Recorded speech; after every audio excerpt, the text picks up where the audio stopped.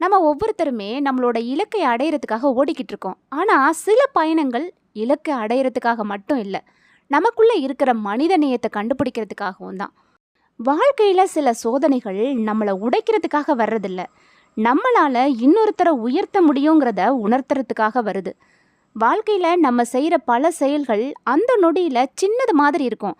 ஆனா காலம் கடந்து பார்த்தா அதே செயல் ஒருத்தரோட வாழ்க்கையே மாற்றின திருப்பமா இருக்கும். நம்மளால உலகையே மாத்த முடியாம இருக்கலாம். ஆனா ஒரு மனுஷனோட கண்ணீரை துடைக்க முடியும். ஒரு குடும்பத்தோட நம்பிக்கையை காப்பாத்தலாம். ஒரு மனசுல இன்னும் நல்லவங்க இருக்கிறாங்கங்கிற நம்பிக்கையை விதைக்கலாம். அதுதான் உண்மையான வெற்றி. அதுதான் மனித நேயம். அதுதான் வாழ்க்கையோட அர்த்தம். நீங்க செய்யற ஒரு சின்ன நல்ல விஷயம் ஒரு நாள் யாரோ ஒருத்தரோட பிரார்த்தனையோட பதிலா மாறலாங்கிறத தெரிஞ்சுக்க இந்த கதையை கேளுங்க. ஒரு 15 ராணுவ வீரர்களும் அந்த குழுவோட மேஜரும் இமாலயாவில் 3 மாச காலம் தங்கி வேலை செய்யறதுக்காக போயிருந்தாங்க.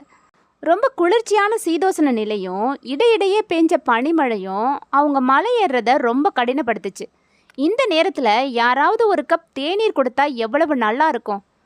அந்த மேஜரோட உடலும் மனமும் ஒரு கப் தேநீர் கிடைச்சா நல்லா இருக்கும்னு ஆசைப்பட்டுச்சு. ஆனால் அது நிறைவேறாத ஆசைன்னு தெரிஞ்சு அவங்க அதை பொருட்படுத்தாம 1 மணி நேரம் நடந்துக்கிட்டே இருந்தாங்க. வழியில் ஒரு பாழடைஞ்ச ஒரு சின்ன கடை மாதிரி ஒன்று பார்த்தாங்க. அது ஒரு தேநீர் கடை மாதிரி தான் இருந்துச்சு. ஆனால் போட்டு பூட்டப்பட்டிருந்துச்சு. கடை மூடி இருக்கு. தேநீர் நமக்கு கிடைக்காது. நமக்கு அதிர்ஷ்டம் இல்லை. இருந்தாலும் நாம் கொஞ்ச நேரம் ஓய்வெடுக்கலாம். 3 மணி நேரம் நடந்து வந்திருக்கோம் அப்படின்னு மேஜர் சொன்னார். அதில் ஒரு இராணுவ வீரர் சொன்னார், சார், இது ஒரு தேநீர் கடை தான். உள்ள தேநீர் தயாரிக்க எல்லா பொருளும் இருக்கும். நம்ம பூட்டை உடைக்கலாமேன்னு சொன்னார். இது அந்த மேஜருக்கு ரொம்பவே தர்ம சங்கடமான சூழ்நிலையாக இருந்துச்சு. தன்னோட தளர்ந்த வீரர்களுக்கு தேநீர் கொடுக்கறதுக்காக பூட்டை உடைக்கிறதா இல்லை இப்படிப்பட்ட ஒரு தகாத காரியத்தை செய்யாமல் இருக்கிறதான்னு ரொம்பவே குழம்பி போயிட்டாரு. கொஞ்ச நேரம் கழித்து அவர் மனசை விட அவரோட அறிவு ஜெயிச்சிச்சு. வீரர்கள்கிட்ட பூட்டை உடைக்க சொன்னார். அவங்களோட அதிர்ஷ்டம் உள்ள தேநீர் தயாரிக்க தேவையான எல்லா பொருளும் பிஸ்கட்டும் இருந்துச்சு. எல்லாரும் தேநீரும் பிஸ்கட்டும் நல்லா சாப்பிட்டுட்டு புறப்பட தயாரானாங்க. நாம் இந்த கடையில் பூட்டை உடைச்சி தேநீர் பிஸ்கட் சாப்பிட்ருக்கோம். நம்ம ஒரு மோசமான திருடங்க இல்லை. இது ஒரு சூழல். நாம் இந்த தேசத்தை காக்கிற தேசத்தாயோட பிள்ளைகள். இந்த நினைவு மேஜரோட மனசை அழுத்துச்சு. உடனே அவர் 1000 ரூபாவை தன்னோட பர்ஸ்லேருந்து எடுத்து அந்த கவுண்டரில் இருந்த சக்கரை டப்பாவில் வச்சுட்டு கதவை மூடிட்டு தன்னோட குற்ற உணர்ச்சியை துறந்து அங்கேருந்து கிளம்பினார். அடுத்த 3 மாத காலத்தில் அவரோட தலைமையில் வீரர்கள் அந்த இடத்துல தீவிரமாக பணியாற்றி முடித்தாங்க. யாருக்கும் உயிர் சேதம் வராமல் இருக்கிறதுக்காக அடுத்த குழு வந்து அவங்கள விடுவிச்சுது. அதே வழியில் அவங்க திரும்ப அதே தேநீர் கடையை பார்த்தாங்க. ஆனால் இப்போ அது திறந்திருந்துச்சு. அதோட முதலாளியும் இருந்தார். ஒரு வயசான அந்த கடை முதலாளி திடீர்னு தனக்கு கிடைச்ச அந்த 16 விருந்தாளிகளையும் வரவேற்று உட்கார வச்சாரு. அவங்க எல்லாரும் தேநீரும் பிஸ்கட்டும் சாப்பிட்டுக்கிட்டே அந்த வயசானவர்கிட்ட இப்படி ஒரு அத்வான இடத்துல தேநீர் விற்கிறது பற்றியும் அவரோட வாழ்க்கை சூழல் பற்றியும் பேசிக்கிட்டு இருந்தாங்க. அவர்கிட்ட பல அனுபவ கதைகள் இருந்துச்சு.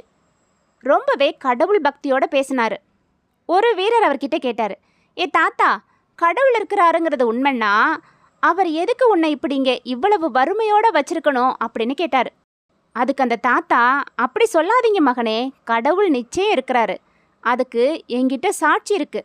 3 மாசத்துக்கு முன்னாடி சில தீவிரவாதிகளால் என்னோட மகன் ரொம்ப தாக்குதலுக்கு உள்ளாயிட்டான். நான் என்னோட கடையை மூடிட்டு என் மகனை மருத்துவமனைக்கு கூட்டிகிட்டு போனேன். அவங்க எழுதி கொடுத்த மருந்தை வாங்க என்கிட்ட பணம் இல்லை.